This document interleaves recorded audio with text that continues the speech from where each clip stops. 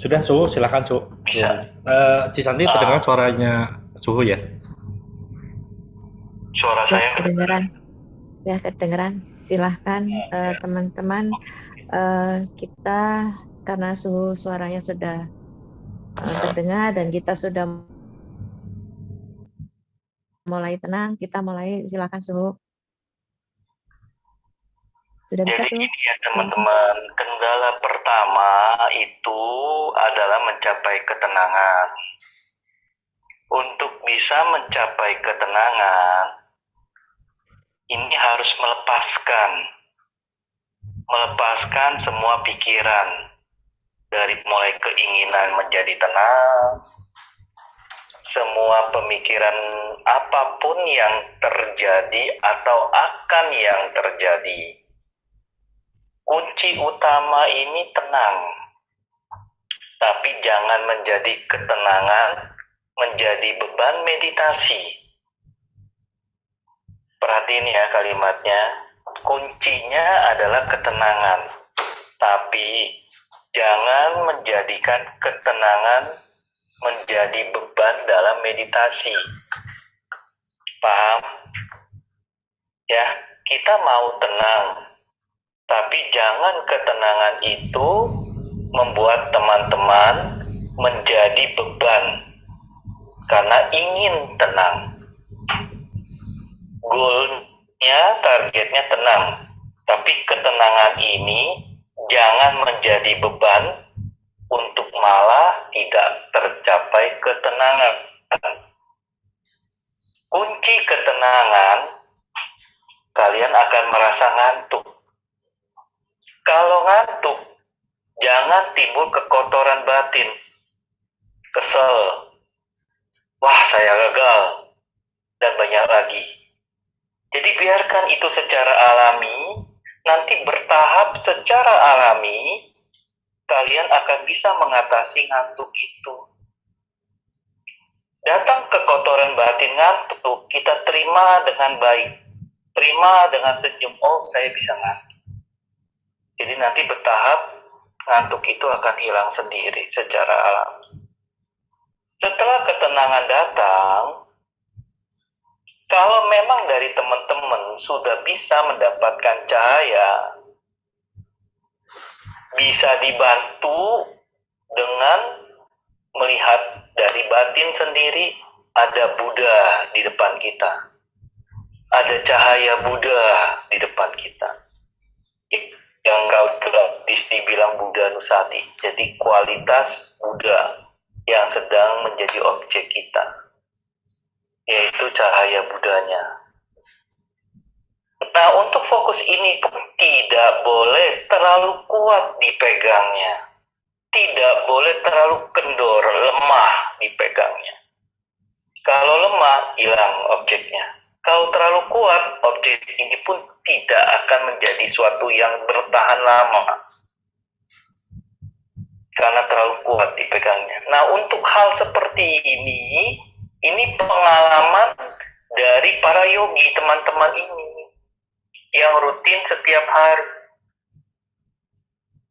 Setelah cahaya ini makin cemerlang, makin luar biasa, ini akan menjadi ciri batinnya itu ketenangan, kedamaian, kebahagiaan yang itu pengalaman yang luar biasa. Kalau mendapatkan ini bisa WA-in ke saya, itu pakai plus 8686 di kode Cungko, Yao San Seu 1345 Ciu Oling 925 Ciuling Uling 9050. Biasanya saat teman-teman mendapatkan cahaya Buddha seperti itu, satu, teman-teman tidak bisa menyetop meditasi itu. Ada keinginan terus untuk duduk meditasi. Terus ada kedamaian, kebahagiaan yang luar biasa, cahaya itu makin dekat, bahkan menyatu. ada di depan wajah kita luas, menyatu ke tubuh kita, terus masuk ke dalam. Nah, kalau kejadian ini sudah terjadi, besoknya teman-teman berlatih lagi, ingat, jangan terganggu oleh keinginan ini lagi. Harus lepaskan kembali. Lepaskan keinginan untuk bisa tenang dan cahaya ini lagi. Jadi biarkan itu secara alami itu akan terbentuk secara otomatis. Dengan kita melepaskan itu keinginan, pemikiran untuk tenang, maka ketenangan itu kembali datang. Terus, kemudian akan timbul cahaya karena telah dilatih seperti itu. Ya, jadi bisa dibantu dengan Buddha Nusati. Cahaya Buddha itu cemerlang luar biasa. Jangan perhatiin warnanya. Cukup ada cahaya. Dan cahaya itu secara alami akan terang luar biasa. Nah, cahaya ini yang akan membantu mengendapkan kekotoran batin kita. Satu, terus dilatih terus. Jamnya ini berbeda-beda. Ada yang 10 menit udah tenang, cahaya itu timbul. Ada yang 5 menit udah tenang, cahaya itu timbul. Ada yang setengah jam udah tenang, cahaya itu timbul. Ada yang sejam udah tenang, baru cahaya itu timbul. Jangan gelisah tentang waktu. Kok lama ya? Gelisah itu kekotoran batin. Saya udah benar belum ya? Keraguan-raguan itu pun kekotoran batin. Ya, jadi kekotoran batin ini timbul, jangan benci. Jangan marah. Waduh, kekotoran batin saya timbul. Jangan tambah lagi kekotoran batin dengan kebencian, kemarahan, mempersalahkan diri. Jangan. Jadi, itu suatu hal yang wajar. Kita meditasi agar kita bisa mengamati kekotoran batin yang timbul. Nah, satu-satu bisa diselesaikan di dalam meditasi kita. Ada kesabaran karena kita menunggu ketenangan. Ada permasalahan keraguan yang terselesaikan karena kita menunggu ketenangan dan cahaya. Ada kemarahan yang diselesaikan karena kita menunggu ketenangan dan cahaya. Setelah ketenangan datang dan pengalaman cahaya ini terjadi, sampai kamu itu terkonsentrasi, tergiur, nggak mau berhenti, bahagia banget. Saya itu susah ceritainnya. Aduh, gimana ya? Pengalaman ini belum pernah. Selama saya 3 tahun lebih latihan, baru pertama saya sampai bingung. Kok bisa 1,5 jam saya duduk tanpa kesemutan, tanpa sakit. Bahkan saya nambah loh, alarmnya sudah berbunyi. Sampai 2 jam subuh. Belum pernah ini terjadi. Nah, itulah upacara samadhi. Kondisi sudah mendekati pintu jana. Nah, kondisi upacara samadhi ini harus dilatih terus. Bukan hanya 1 kali, minimal 3 kali. Setelah 3 kali ini teman-teman baru bisa amati, ternyata di wajah saya ada sensasi saat cahaya itu makin cemerlang, makin mendekati kita, makin menyelimuti kita. Ternyata itu di kening, di antara 2 alis, di atas hidung, itu ada sensasi. Seperti berdenyut-denyut, seperti kebas, seperti ada tekanan. Dan itu setelah terlatih, kalian akan bisa melihat ada cahaya yang sama di kening, yang sama kualitasnya dengan cahaya yang ada di depan wajah kita. Karena telah terlatih berkali-kali, baru menyadari ternyata cahaya itu masuk ke dalam tubuh. Ada cahaya di dada kiri dekat jantung juga. Nah, kalau yang di sini itu masing-masing berbeda. Masing-masing tergantung parami yogi. Ada yang melihatnya cahaya kecil, ada yang melihatnya cahayanya lebih besar, dan macam-macam. Ini tergantung parami masing-masing. Nah, yang di dada dekat jantung ini disebut bawangga dalam bahasa Pali, yaitu dalam Abhidhamma. Bawangga ini adalah gudang pikiran kita, gudang kesadaran kita. Di setiap kehidupan, bukan kehidupan saat ini saja. Bahkan saat kita berlatih meditasi Patika Samutpada oleh para yogi senior, para biku, untuk melihat kehidupan yang berikutnya itu di sana. Nah, saat kita meditasi pun, jika kesadaran kita ini menurun, objek kita memegangnya nggak kuat, lemah, maka kita akan masuk ke bawangga kesadarannya. Ciri-cirinya kayak ngeblank. Jadi kita nggak menyadari, tahu-tahu sudah lewat 10 menit. Tadi saya ngapain ya? Saya pegang konsentrasi apa ya? Kok kayak ngeblank? Seperti orang ketiduran sesaat, tapi tanpa mimpi. Nah, itu buat para yogi, kami ini meditasi berbaring sebelum tidur itu melakukan seperti itu. Jadi, setiap kali kita tidur itu tidak akan bermimpi. Jadi, pules seperti itu. Ya. Jadi, kondisi upacara samadhi seperti ini. Cahayanya makin cemerlang, luar biasa. Kita akan istilahnya kondisinya itu seperti terkonsentrasi di sana, seperti menyatu, tidak mau keluar dari sana. Nah, seperti itu. Nanti kalau udah seperti ini, dilatih terus berapa kali, terus mau tahu masuk ke pintu jana pertama, itu bisa WA saya, nanti saya bisa memberikan arahan secara pribadi. Ingat kuncinya satu, yaitu latihan rutin setiap hari. Latihan rutin setiap hari, khususnya malam. Saya sibuk, saya capek, nggak apa-apa. Ketiduran pun nggak apa-apa. Saya cuma 15 menit terus ketiduran, nggak apa-apa. Yang penting kalian sudah mulai disiplinin, mau mulai latihan setengah jam, naik setiap menit, setiap 5 menit. Kalau kualitasnya sudah baik, terus ingat, latihan meditasi jangan jadikan beban.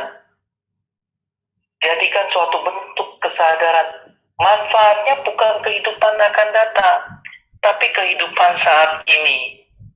Fisik kita akan jadi lebih baik. Kesehatan kita akan jadi lebih baik. Kualitas mental kita akan jadi lebih baik. Dan lebih baik lagi, kita melatih tingkat kesadaran kita. Bertahap nanti kita akan menyadari, emosi ini datang. Uniknya, kita tidak akan terpengaruh oleh emosi itu. Sampai orang di sekitar kita akan melihat perubahan. Papa kok sekarang jarang marah ya? Mama kok sekarang sering senyum ya? Dan banyak ya. Jadi buat teman-teman, kalau memang sudah bisa sampai kualitas di upacara samadhi, itu langkah yang sangat baik sekali. Karena dengan kualitas upacara samadhi saja bisa masuk ke pintu jana, juga bisa masuk ke pintu kesucian atau vipassana, pandangan terang. Nah, jadi usahakan teman-teman berlatih untuk mencapai kualitas upacara samadhi ini. Tapi ingat yang seperti saya katakan, jangan pernah jadikan beban. Jadikan itu kualitas batin secara alami yang timbul. Nah, nanti banyak itu karma-karma kita yang tidak baik itu bertahap akan menjadi tidak terkondisi. Dan karma-karma baik itu akan terkondisi secara alami. Coba teman-teman bayangin, di kehidupan saat ini, itu nggak kehitung karma yang tidak baik kita. Bayangin bonus yang pasti dapat dari latihan meditasi setiap hari ini adalah karma baik teman-teman yang tidak baik ini tidak terkondisi. Suatu karma baik bukan? Karma yang tidak baik ini tidak terkondisi. Artinya, teman-teman terhindar dari bencana. Yang terpenting. Yang kedua, karma baik itu terkondisi. Anak-anak itu kesehatannya tahun ini baik ya. Kesehatan saya tahun ini baik ya. Masalah rumah tangga kok tahun ini berkurang ya. Dan banyak lagi. Biasanya saya kepo dengan pemikiran ini. Sekarang saya sudah bisa lepas. Gak mikirin. Saya lebih tidak ada beban pikiran. Nah, ini adalah karma baik yang terkondisi saat ini. Bukan kehidupan yang akan datang. Nah, pengalaman nyata dari hasil meditasi akan memotivasi teman-teman untuk saya jangan berhenti meditasi. Saya akan teruskan meditasi. Ya, ini kualitas upacara samadhi ini sudah sangat baik sekali. Dan kalau teman-teman memang paraminya enggak kejana, ini bisa pencapaian kesucian. Ya, jadi bagi teman-teman yang berhasil mencapai kualitas upacara samadhi ini, berbahagialah. Dan jangan pernah ragu untuk hubungi saya.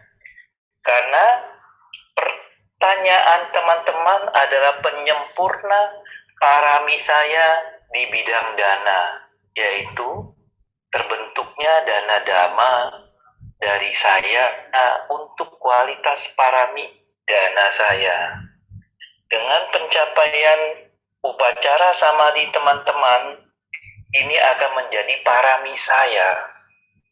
Dengan berhasilnya teman-teman di upacara samadhi ini dan bisa mencapai pandangan terang dan mulai merintis maga, yaitu pencapaian kesucian, itu merupakan parami buat saya juga. Jadi ingat ya, saya sudah melepas keduniawian. Saya tidak memerlukan dana berbentuk materi keduniawian. Yang saya perlukan adalah dana dari duniawi, yaitu pertanyaan untuk membantu pencapaian kualitas meditasi teman-teman dan mencapai tingkat kesucian. Oke, ini masih ada waktu 16 menit. Bagi teman-teman yang mau bertanya, bisa langsung di chat di Zoom atau langsung raise hand. Sepertinya saya sih bisa mendengar ya suara teman-teman. Terima kasih banyak Suhu atas penjelasannya. Ya, silakan teman-teman apabila ada yang ingin bertanya. Tadi Kiki kalau nggak salah raise hand, apakah memang ingin bertanya? Masih ada? Atau Sis Ivana mau bertanya, nyalakan aja mic-nya langsung kalau mau. Oh, Kikinya masih ada. Kiki tadi mau raise hand, mau tanya enggak? Ada yang ingin bertanya? Sis Ivana mau bertanya, mic-nya masih mati.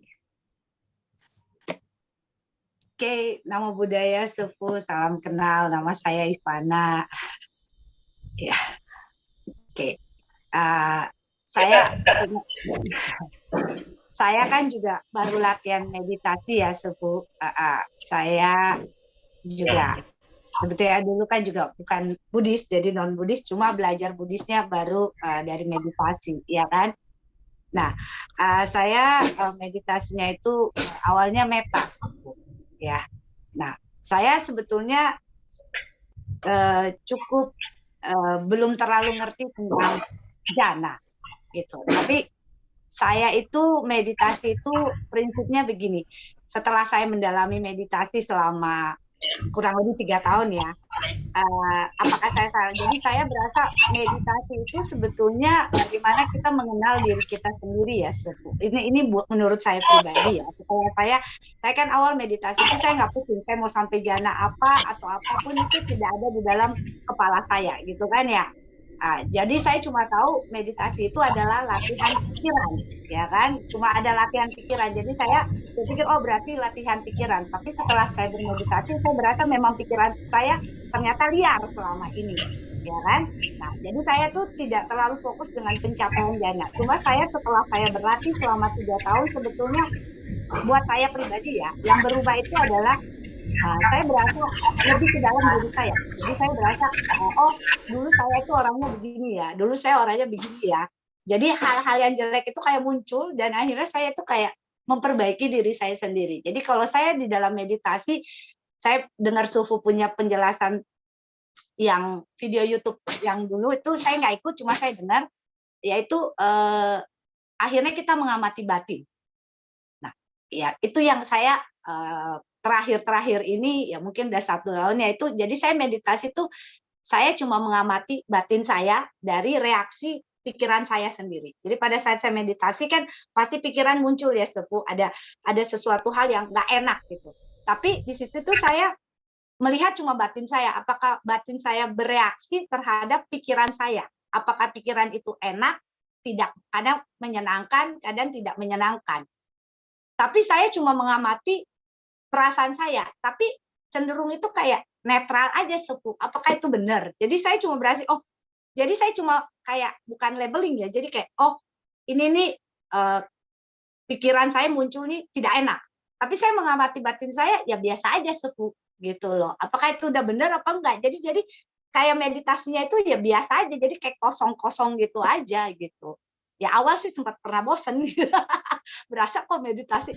Tapi saya pikir oh nggak bisa nih kalau bosen ya kan. Bosen ini berarti ada yang salah. Hanya saya belajar oh ternyata saya akhirnya mengamati batin. Ya, saya pikir oh kemarin Sepuh ngomong oh ya benar juga ya kita cuma mengamati batin kita. Apapun objeknya itu batin doang yang diamati.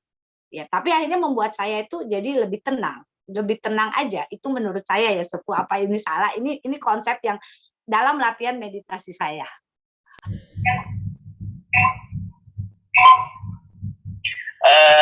Saya mengkomentari, Ibu sukses, betul. Itu vipassana Bu dalam bahasa Buddhisnya, pandangan terang. Vipassana ini yang tadi Ibu amati batin itu dalam bahasa Pali dibilang itu memperhatikan nama. Nama itu batin kalau dalam bahasa Indonesia. Itu salah satu Bu, salah satu objek vipassana. Dia mengamati batin, dan dalam mengamati batin ini itu bisa mencapai pandangan terang yang disebut kesucian. Tapi untuk sementara yaitu kekotoran batin itu terkikis seperti yang Ibu lihat. Saya sudah bisa melihat nih, warga saya sudah melihat nih perubahan saya. Dulu saya cembetutan, sedikit ngomong saya langsung marah, saya tersinggung langsung saya marah. Kalau marah bisa 1 hari nggak ngomong. Sekarang sudah berubah. Betul, itu yang disebut wipasana. Nah, tentang yang saya bilang jana ini di samatha, nggak penting. Setiap orang punya paraminya masing-masing. Ibu bisa langsung di wipasana. Kalau dalam Mandarin ngomong kenghao, lebih baik. Gak ada masalah. Betul.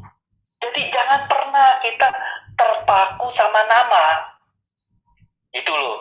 Nama dalam arti bahasa Indonesia, bahasa keagamaan. Saya bimbing orang-orang non-Buddhis. Ada orang Kristen, mana ada cahaya Buddha. Mereka nggak kenal Buddha. Saya bilang, cahaya Yesus. Mereka kenal Yesus. Mereka tahu bentuk Yesus. Jadi saya gunakanlah itu cahaya Yesus buat menjadikan mereka mendapatkan cahaya yang terang itu. Dan bisa. Nah, yang terpenting itu hanya buat endapin kekotoran batin.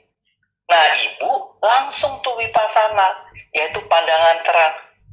Ciri-cirinya apa? Yaitu karakternya berubah. Yang dulu tergesa-gesa, sekarang nggak tergesa-gesa. Dulu pelupa, sekarang ingat. Gitu. Nah, bagus. Siapa lagi yang punya pengalaman? Kita masih ada waktu 9 menit. Ibu terusin rutinin. Usahakan tiap malam selalu 1 jam.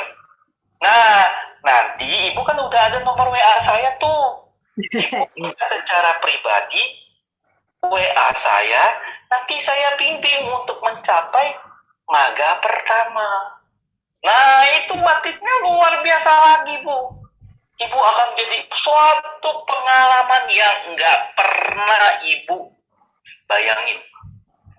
Dan itu luar biasa. Dan itu terus nanti dilatih terus meditasi untuk maga tingkatan selanjutnya. Sama, saya pun sampai tahap sekarang masih berlatih, masih rutin meditasi. Gitu. Ayo teman-teman yang lain ada yang mau bertanya lagi. Ini suatu pengalaman nyata kehidupan. Nggak perlu malu-malu. Gitu. Oke? Ya. Terima kasih, Bu. Iya, karena memang saya awal yang saya bilang saya non Buddhis, tapi akhirnya saya menjadi Buddhis sekarang setelah 3 tahun. Saya awalnya 3 tahun itu belajar meditasi, akhirnya hati saya mencari Dhamma. Jadi saya pikir meditasi itu membuka enlightenment di dalam diri saya. Ya sekarang udah belajar menjadi Dhamma Duta sih, Sepuh, gitu. Kalau meditasi rutin, Sepuh. Jadi saya udah 3 tahun latihan, awal cuma setengah jam. Kalau sekarang pagi 1 jam, malam biasanya lebih panjang karena waktunya lebih panjang. Ya, makasih ya Sepuh atas penjelasannya. Ya, luar biasa sekali. Makasih banyak Sis Ivana.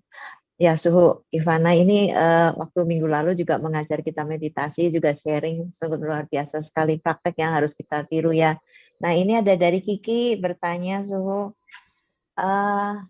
kapan Suhu mengadakan meditasi di Indo? Nah, ini mungkin kita bisanya lewat Zoom aja ya.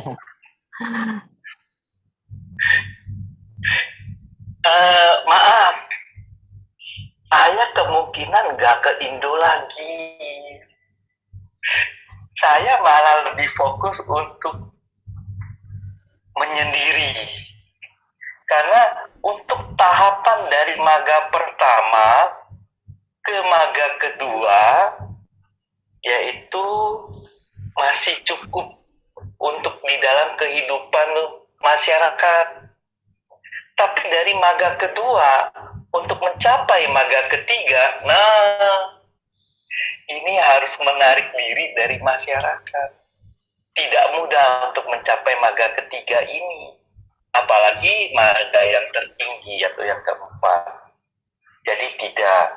Tapi untuk membimbing meditasi, kita bisa menggunakan kemajuan teknologi saat ini.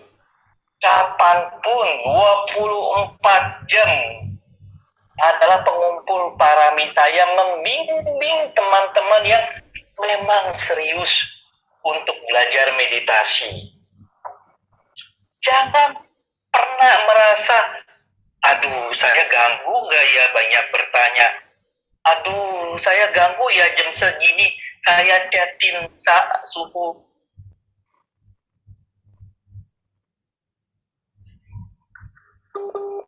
Suaranya nggak ada, Suhu.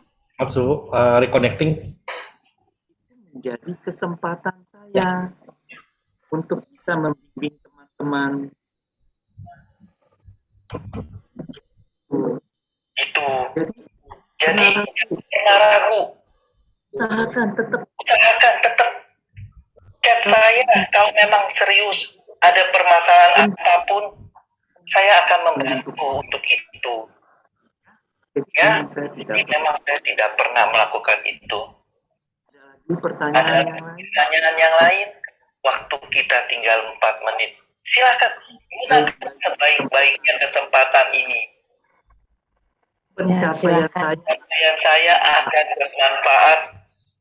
Pencapaian saya akan bermanfaat kalau digunakan untuk kemajuan teman-teman.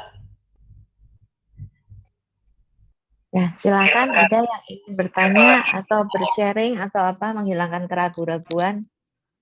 Ya, Suhu, Susi mau saya, bertanya. ya, Suhu saya dengan Susi ya, Suhu waktu itu juga pernah ikut. Suhu, saya mau nanya tentang ini. Kalau kita kan tadi udah bahas Vipassana ya. Kalau yang dimaksud dengan Satipatthana itu apa ya? Sama tadi Ibu Suhu kayaknya kalau ada bahas tentang Bangganyana ya.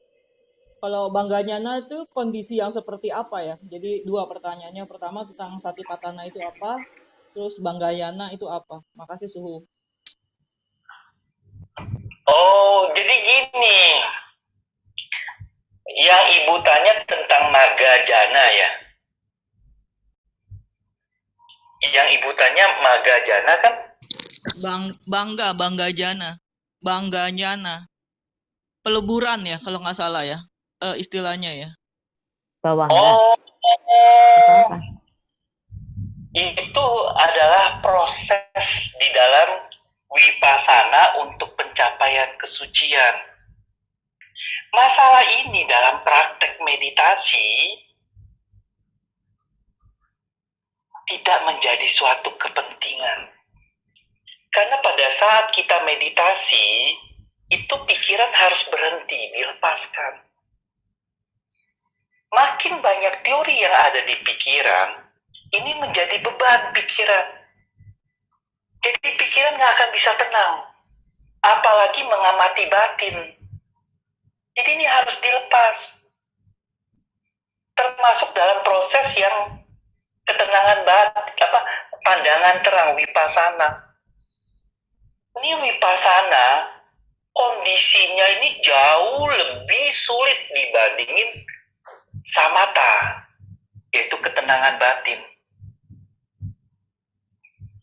Kami belajar ketenangan batin, samatha. Ini tujuannya untuk batin kita tenang. Setelah tenang, kita mulai nih bervipassana. Vipassana ini apa? Mengamati batin, mengamati jasmani. Nanti seperti Ibu Iwana ini gitu loh. Nanti ketemu tuh pandangannya satu demi satu. Nah ini masuk ke pikiran bawah sadar kita.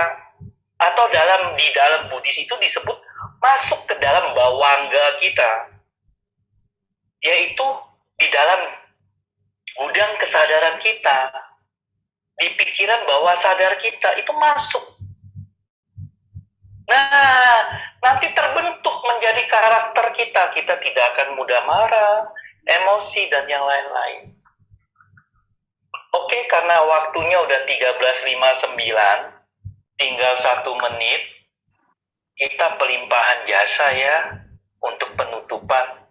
Dan Bu Susi, kalau penasaran, kurang jelas, bisa hubungi WA saya secara pribadi. Teman-teman juga, kalau ada sesuatu ganjalan, hubungi saya secara WA pribadi. Saya akan berusaha semaksimal mungkin untuk menerangkannya. Oke, kita pelimpahan jasa.